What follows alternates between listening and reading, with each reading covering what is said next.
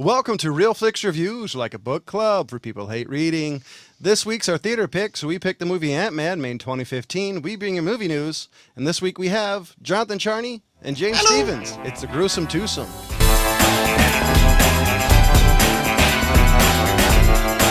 So that's all you. My IMDb just crashed.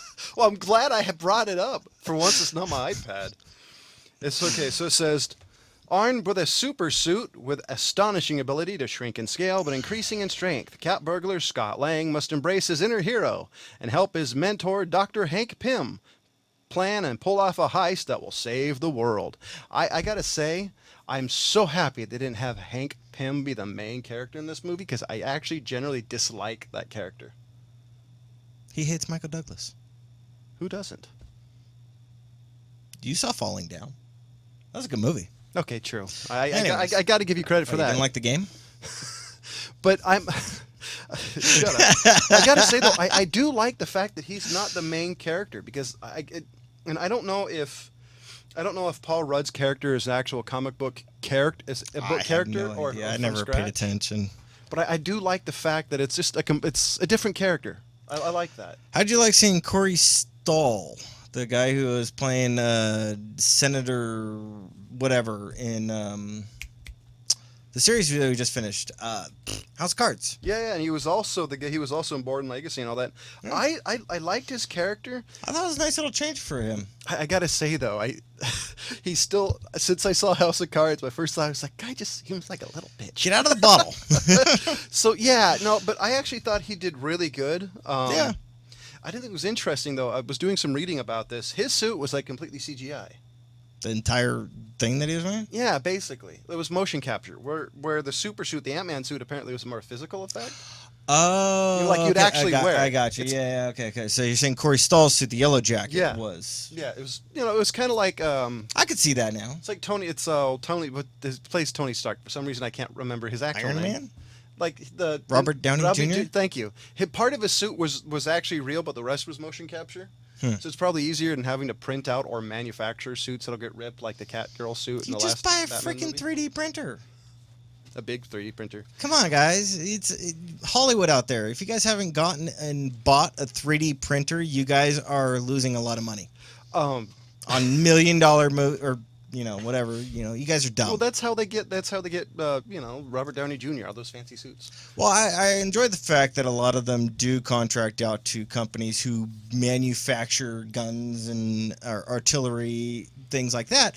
That's you don't want to do CGI on that. I mean, if you fire, you're gonna get one shot, so that's a lot of printing. Off the rails already. So but things like that, like mask and helmets and bodysuits and things like that, you just usually 3D print it.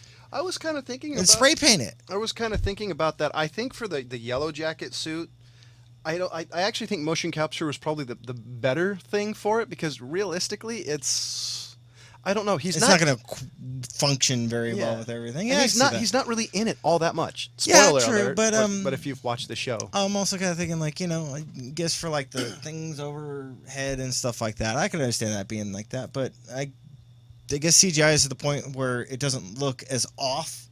Because if you watch the old ones where they kind of like actually did paint on the stills, I forget what it's actually called right now, but like rotoscoping. Yeah, the rotoscope stuff like that.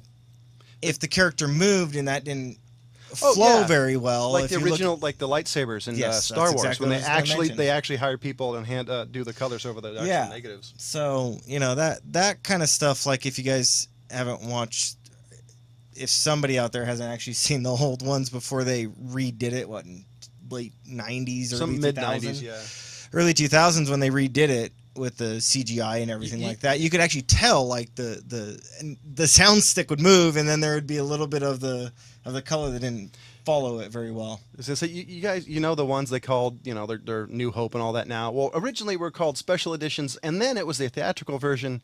So if you don't know it, actually, and A New Hope actually was originally called Star Wars. It was.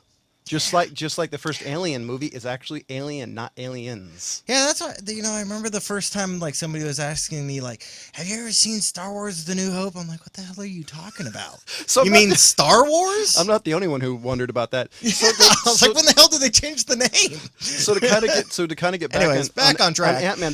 One of the things I actually liked is I liked the fact they had. What was that? That was my phone. I didn't. Oh, so I actually really liked the fact they had Michael Douglas, Hank Pym be a mentor / side character, because I actually thought it brought a little bit more depth to the movie, because it talked about why he had to recruit Paul Rudd, Scott Lang, to be Ant-Man, because he couldn't.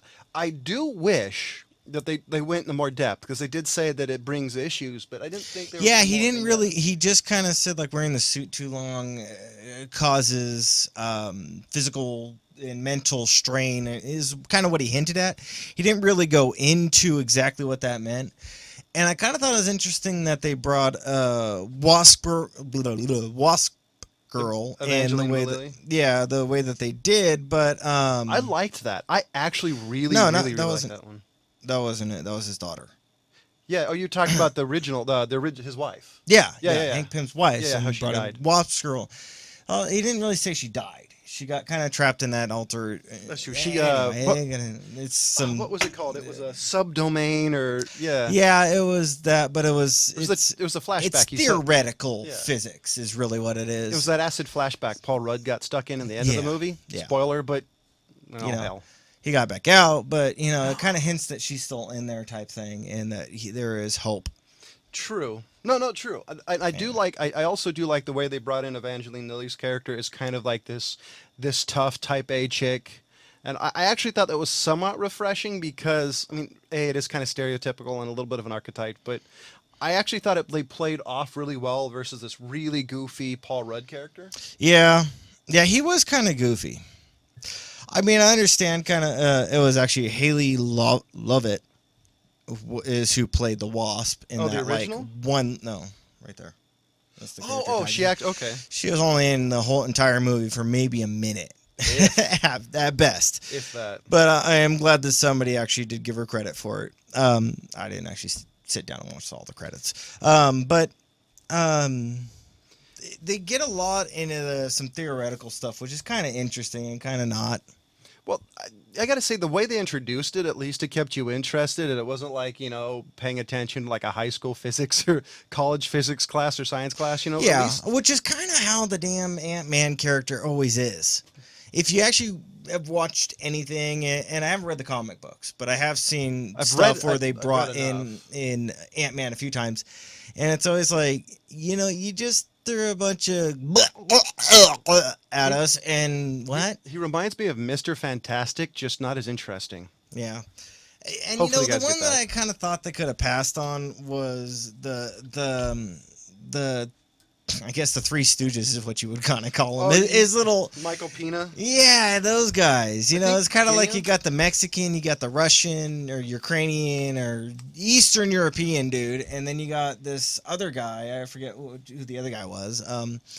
But they were just really throwaway characters. So you had Michael Pena, who played Lewis. I think it was David. I'm never going to say that name. Dashmich something. Kurt, and you had Dotson. Dave. Yeah. So yeah, no, I guess the one thing I really liked, I think that was really T.I. T.I. For some reason, I think he's a rapper, but I could be wrong. I have no idea. I gotta say, the one thing I really liked about this is this was a Marvel movie that didn't take itself too seriously. What I thought, the Avengers 2 took itself way too serious, and in my opinion, even Avengers 1 did a little bit.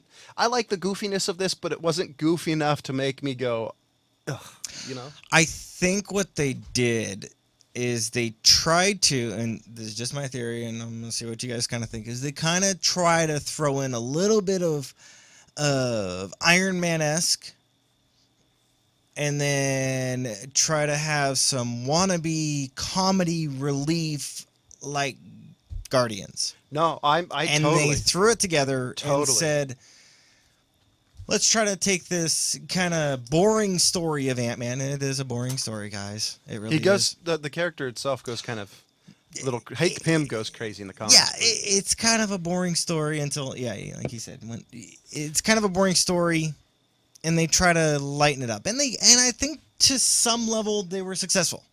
No, To be honest. I actually, no, I totally agree. It's funny. I think Hank Ant-Man is such a throwaway character. In the cartoons movies, there's 1 and 2. In the second one, they kill him off, and he's Giant Man or, something like that. He doesn't, he's afraid to get smaller. So no, totally. At least, He like grows big. He figures out how to make his suit like really big, and it's like, okay, Gigantoman. I do have to admit, at least I actually thought they did a pretty good mix of bringing the two in, because I really like how goofy this was personally. Especially the fight. I love the fight in that little girl's room when you had Thomas the Tank Engine that was entertaining. Or that giant ant and she ended up feeding. But I gotta say, in that whole entire scene where she's sitting there and she's watching her little choo-choo train going, doo, doo, doo, pew, pew, pew. Why didn't she get her ass up and run out of the room? I don't know. My first thought is why didn't she sneak behind him and just go? Yeah, I mean, there was like a lot of options there. I did think the bug zapper thing was hilarious, though. I gotta say, that was actually fitting, even though I was kind of thinking like Wasp Girl. But I thought that was pretty amusing. That was probably the most amusing thing in the entire film, other than him trying to like jump through the door. And that was understandable. It's kind of like that. Yeah, I kind of saw that coming a bunch of times, but it kind of got a little amusing, And then when he finally gets through, he still runs into something, but it was kind of like, okay. And then the fact that the chick's like all of a sudden MMA freaking Ronda Rousey, it's like, really? Yeah, Evangeline. Yeah. Okay, yeah. Well, they kind of showed it when he was kicking. It's like I didn't see it coming. Oh, totally. I mean, they showed how badass she was, when she was kicking Paul Rudd's ass, and it was like, you guys are giving it away a little bit. But yeah, it's like, but I got to say though, I actually like the cast though. I mean, his Paul Rudd, Michael Douglas, the cast Tori is really Stahl, good. Evangeline Lilly. It was actually nice to see Michael Douglas doing something like this again. And in something what I like Michael Douglas. I don't think he's not my favorite actor. He's not even on the top 20, but I do enjoy seeing some of the older actors coming out and still doing some. And good jobs. I like this one because it's totally more of a relaxed character, which sometimes I don't think all of his characters are. Michael Douglas not playing a relaxed character? Are you sure? I mean, like falling down. Like you can't name any that he was, not off the top of my head, can you? Hell no. And you got Anthony. Have you looked at his career? That's why I kind of said what I said, but I don't know. I could probably find one. But I was really impressed by this. I'm trying to think. There was another. Oh, the tank. The tank. That was kinda pretty cool. funny. He grabbed his keys. I still saw it coming. Oh yeah. But it was still kind of cool that he actually did do it, because I'm like, come on, I would like to see that. Because I actually remember when he grabbed his keys the first time you saw him. Like, oh, King that's of California. it was only I remember 8 years ago. I remember when I saw that. It's like, oh, it's gonna be a tank, and then boom, here it is. But it's cool. Yeah. So where do you think this is gonna go? Because this, if I remember correctly, this is the end of Phase 2 of the Marvel Cinematic Universe. Phase 3 should bring you people like Doctor Strange, which personally is what I'm looking forward to. I've been looking forward to that one for a very long time. Because he's like James. He's like one of my favorite characters. I have a feeling pretty though. much King of California. Michael Douglas's role. There's one other one. I think to jump ahead a little bit, I do think, and oddly, I think talk about a different movie. Doctor Strange though is going to be very psychedelic, I think, and I think that's going to be the one thing, because everybody's going to think, dude, I'm having a flashback. Yeah, Especially all the hippies but out there. I mean, I think still, they did not pick the actor I think would be perfect for Doctor Strange. Oh, they picked Cumberbatch, right? Yeah, but I think they're putting too much faith in Cumberbatch. I really want to see you do a good job, Benedict. I really do, but I think they should have gone with Daniel Day-Lewis. I am dead set on that. He is perfect for that role, and you guys passing him up, it disappoints me. Well, like I said in a previous episode, I want him to do it just so when the camera's not rolling, I want him to go, "I am the Sorcerer Supreme." I would pay for footage. Though? I mean, if you've watched the cartoon movie, if you've read the comic books, which I was a big fan of the comic books a long time ago. I mean, everything I've seen Daniel Day-Lewis do, besides the fact that his face, his body, his hair, everything fits the character. Besides that, he has the gap to do it. He does. And you totally see why he's slowed down on movies. I actually don't think he's made one after Lincoln. I mean, you totally see why, because he's one of those guys that gets way too in the role. So I could see that being taxing. There's one thing taxing, excuse me. I hate that movie. Ugh. Why'd you bring it up? I do wish though, and I do wish I actually knew more about the Ant-Man, because I noticed there were there were a ton of references in this, at least references, but I didn't get any of them. Yeah, there had to been. But I don't really care about Ant-Man. Well, I actually can we do the Black Panther? Oh, he's going to be in one of them. He's coming up. I know he is. But can we jump on that one? I don't know. I'm excited about it. I was excited about it because it's another Marvel movie, and just like the fact I keep buying Halo video games, I'm going to keep seeing the Marvel Universe I've seen movies. The Halo movies. They're pretty good, actually. Too bad most of the games. See, I just keep on going. Too bad most of the games aren't. It's like you should see our normal conversations. So what do you give this? I mean, because I give it. I'm not gonna go below a 3. I don't think it deserves a 3.5 or a 2.5. I gotta give it a 3. I mean, it's middle ground. It was better than I was expecting it to be. Which step above Aquaman. Come on. I'm honest. I'm not Aquaman. Sure. All of a sudden he comes out and he's like knocking Superman out. Actually, you guys, I want to know. Fans of Superman out there, I want you guys to write out a list of superheroes who have not beat the crap out of Superman. Crap. First, it's me talking crap about Star Wars last week. Now it's James talking crap about Suits. Bring it on. Come on with somebody who has not beat the crap out of Superman at one point. And I'm talking about bad guys and good guys. I'm going to have to mute you. I do.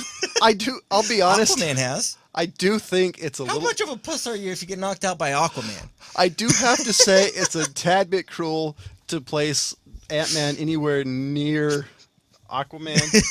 I mean, maybe Adamant, but Aquaman, that's a little cruel. I mean, that's like Nintendo 64 Superman game low. I don't care. But no, I totally agree with you. I give it a... You agree with me? Oh, totally. It's as bad as Aquaman. Well, I wouldn't go that far, but I think the movie itself is a 3 out of 5. To me, I could have given it a 3.5 for some of the extras, but the 3 out of 5 was good. I mean, I did like the scene in the bedroom, like I said, but it's a strong 3 out of 5 for me. All right. And what we're doing for our TV shows, what we decided to do is, since it's coming up, since it's coming up on TV season where a lot of the shows start off and you get new pilots, we've decided what we're going to do is we're going to review a pilot for you. And what we're doing this week. This was released Sunday? Yeah, this is So this is really new. This is fresh. Pilot episode was this week, so. This is it's called Fear the Walking Dead, and apparently this got a huge audience. I actually had the numbers, but it was record-breaking audience. And this one, if you guys don't know anything about it, this is a kind of a spin-off. Shouldn't say kind of. This is a spin-off of The Walking Dead. It's the same universe, different area. East Coast, it's West Coast. So, it's over on this side, LA. Do you know the timeline? Because I don't remember it saying the timeline. It did not say the timeline, but from what I understand, this is really, really, really early in the zombie outbreak is what they're kind of hinting at. And if you guys have actually watched any of The Walking Dead, you know that part of Kirkman's idea on how zombies became the way they are. If you guys remember, I think it's season 3. I think it was that they were hinting at that every last human being has this in them. So every time you die, every person, no matter who it is, they die, whether they were bitten or not bitten, has the potential to become a zombie. And this is because, hold on, this is the really good twist part for you. This is because of vaccines. Everybody getting got inoculated with a type of virus that causes the zombie virus. So that's kind of what they've hinted at. Interesting. That's what they've hinted at. They haven't, confirmed it. So that's what we're coming back over to this part where this is precursor to where The Walking Dead is. And our co-host, who Ryan, unfortunately, is another big Walking Dead fan. Decided to forget it was Wednesday. Actually, had brought a good point. Is we shouldn't spoil this too much, even though that's kind of our shtick. Well, I have one thing, and this isn't too much of a spoiler. So, okay, you wake up, zombie apocalypse, and you start yelling? How is that a good idea? I would say the first thing. This is a spoiler, but heck, since it's kind of what I do. All right. The first thing you do is you wake up and you see some chick chewing the face off another person. The first thing you do is apparently freak out because of the drugs you were on. Well, now that's the thing, and you just did that. Now I got to go even farther at the spoiler, don't I? No, because I did that on purpose. All right. Okay. There's a particular reason, because I want you to watch this episode and tell us what you think. Do you love this? Do you hate this? Do you think this is not this new Walking Dead? Do you think it's going to be good as the original or not? Will Daryl be there? What I will say. What I will say about this episode, this is not a spoiler or anything. This is not the same pace as The Walking Dead. No, this one definitely starts out This one slow. is a very slow burn, and it really gets you into the mindset of the early stages of the zombie outbreak. Now, what I'm about to ask might seem a little weird. Do you think this one may, instead of being a little less, it's still going to have the violence, but do you think this is going to get more intellectual, like how it caused, how this happened? No. I think this one is going to get into how... What? I'm thinking of how I want to phrase this, because I already know way ahead of where The Walking Dead is going, because I'm in the couple hundreds of the comic book as well, so I have to be cautious in what I say, because this could also be a spoiler for The Walking Dead fans. You see how hard it is, Real Flix Reviews, not to do spoilers? What this one, I believe, is going to show is how certain groups got put together. And how they kind of tried to build camps to protect themselves against the zombie outbreak. That's what I think it's going to be. And you're going to see a lot of characters. This isn't quite a spoiler for Walking Dead fans, as long as you're up to season 3 in Walking Dead. You're going to see how characters like the governor came around, and people like that. And with that being said, make sure you watch this pilot. Tell us what you think. It's a good pilot, actually. We're really slow, but good. I really want to know what you think, and I know James does, kind of. And just to let you know that we do have a Facebook page. You love us, hate us, do you think we suck? Write us an air, and we'll read you. I'll at least tell you what I think. And if you happen to like us, how about donating? How about Pause for the Cost or Old Guy Tech TV, so we can keep the lights on for you, just like the Accord Motels. $10 for every single thing you point in.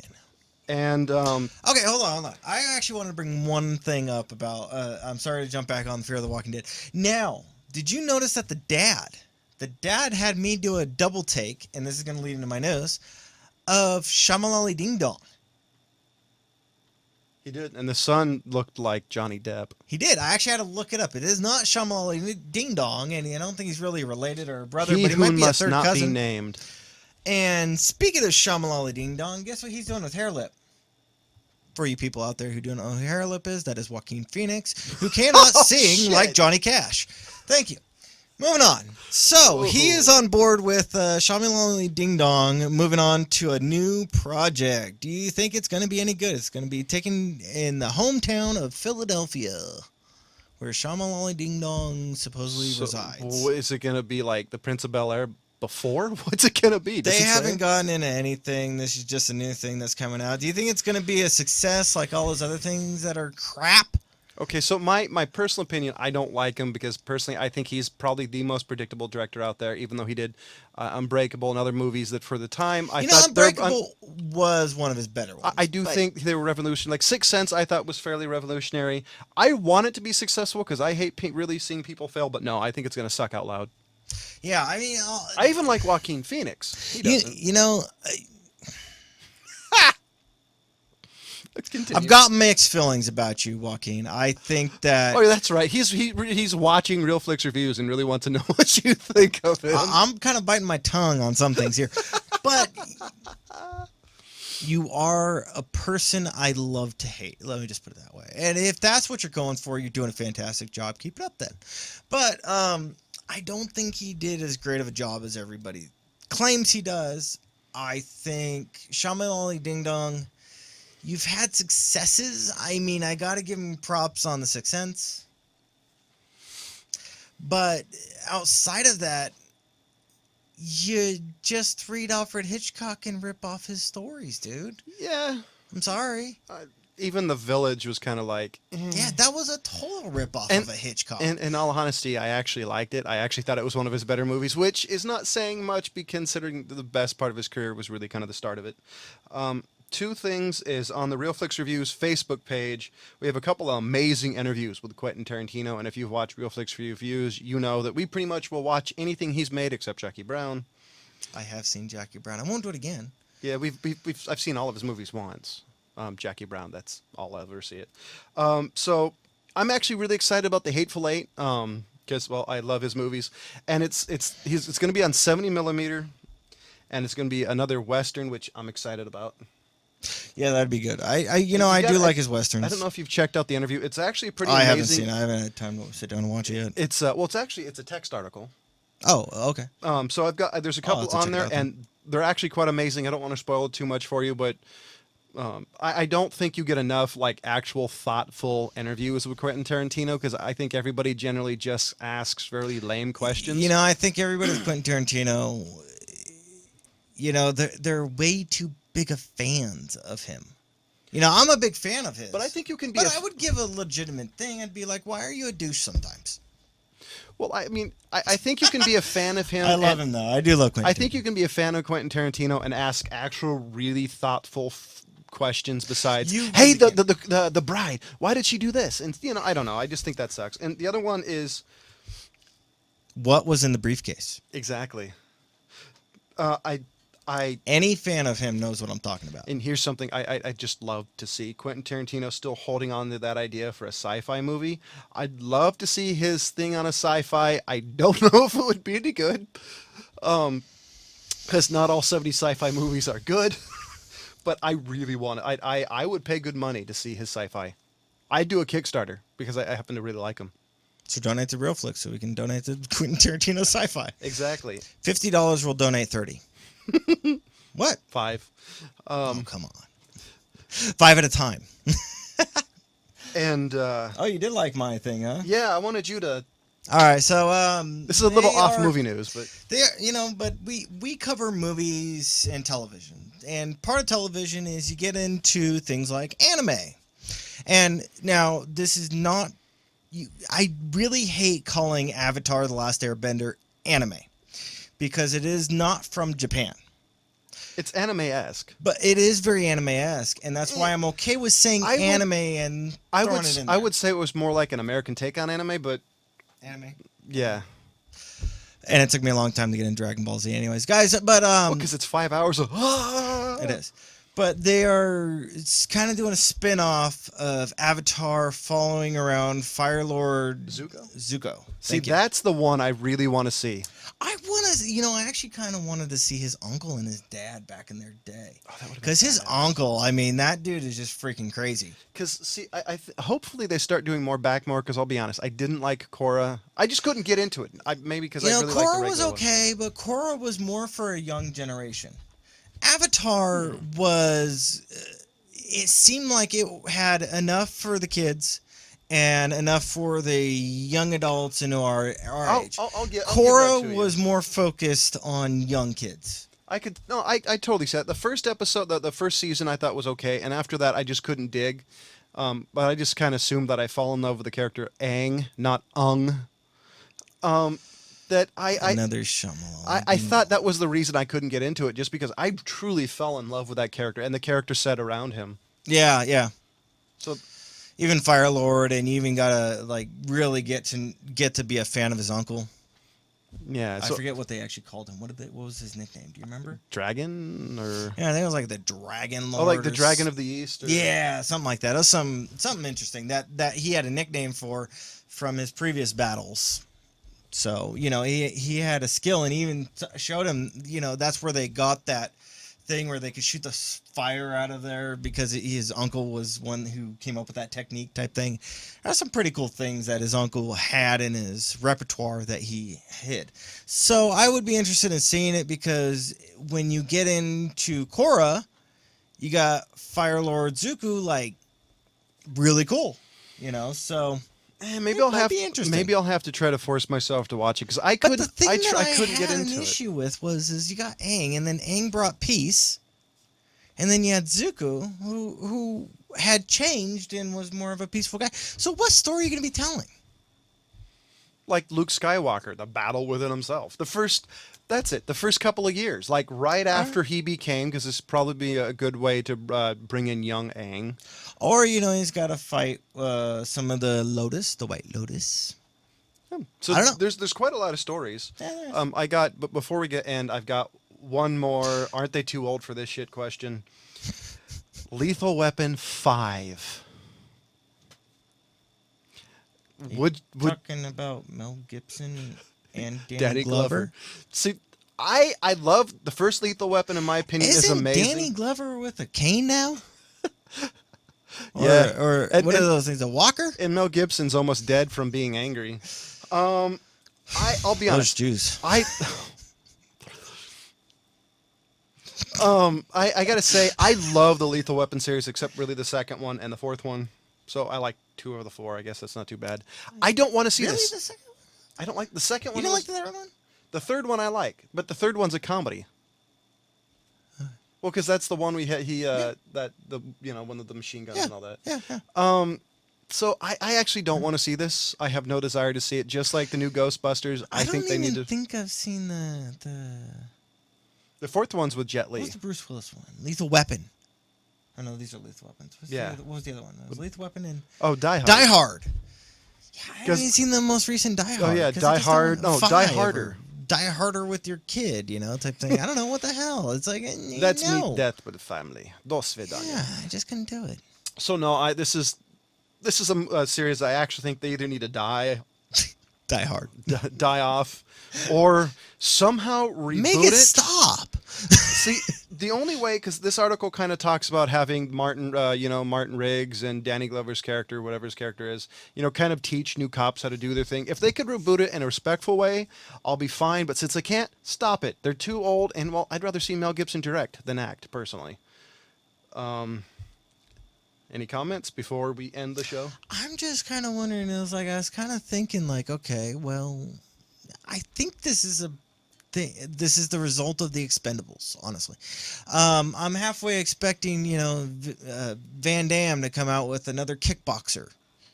Actually, because you already have you wait. Hold on. That can't actually happen, and I can tell you why. Let me just finish. Let me just finish what I'm saying.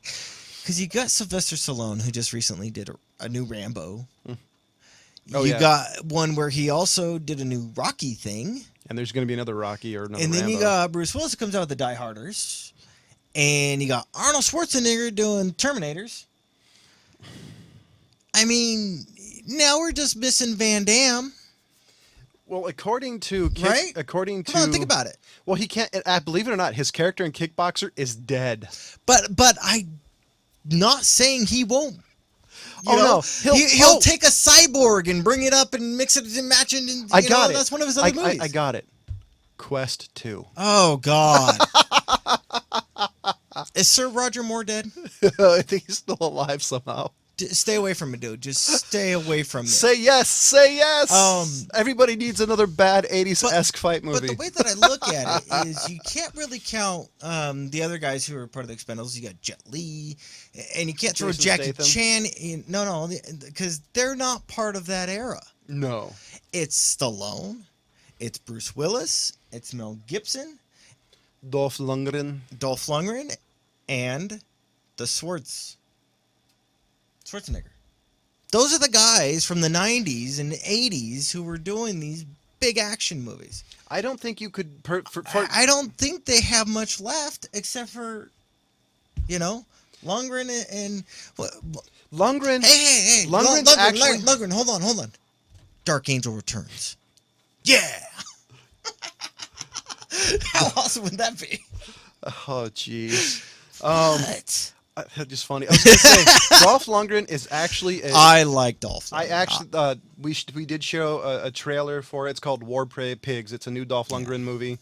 It reminds me of the Expendables set in World War II. Tell us what you think. What we generally do is once in a while, we'll find a movie that we at least either think is going to suck or be interesting. we kind of let you decide what we think. And next week, I'm doing a movie that I have always wanted to finish, but I have never been able to because something always happens. Taxi Driver? No. I've turned that off. That something doesn't happen. No, Taxi Driver was the Whoopi Goldberg one, I think. Still turns it off. Magnificent Seven. You've never finished it? No, something always happens. Literally every time I want to do it, and I love Yul Brynner. All right. I guess that's a. All right. Yeah. Okay. So, wow. I'm kind of disappointed. I'm saving things for next week. So we're doing Magnificent Seven. So I gave the movie Ant-Man a 3 to 5. James gave it a 3 to 5. And since Ryan doesn't own a calendar and the old guy's not here, can't apparently depend on them for what scores are going to get. And What show are we doing next week? I don't know. All right. Oh, actually, yes, we I was do. going to say it's going to be a surprise like this week. Yeah, I'm down. I'm totally down with doing it another surprise. This one is one from actually Ryan and got from Ryan, and if I can get my freaking iPad to work.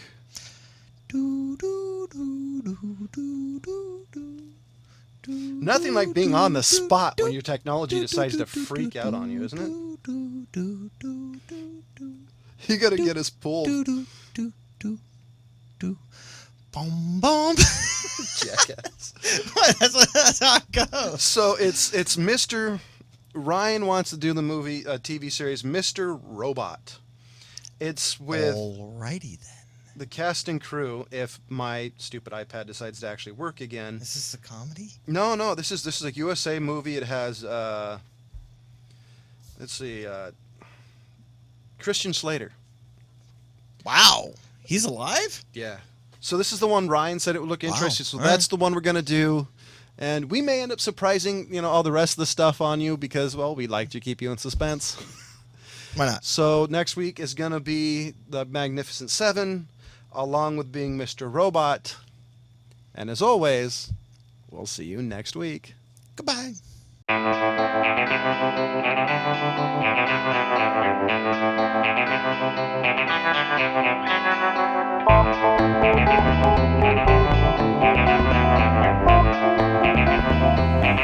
Thank you.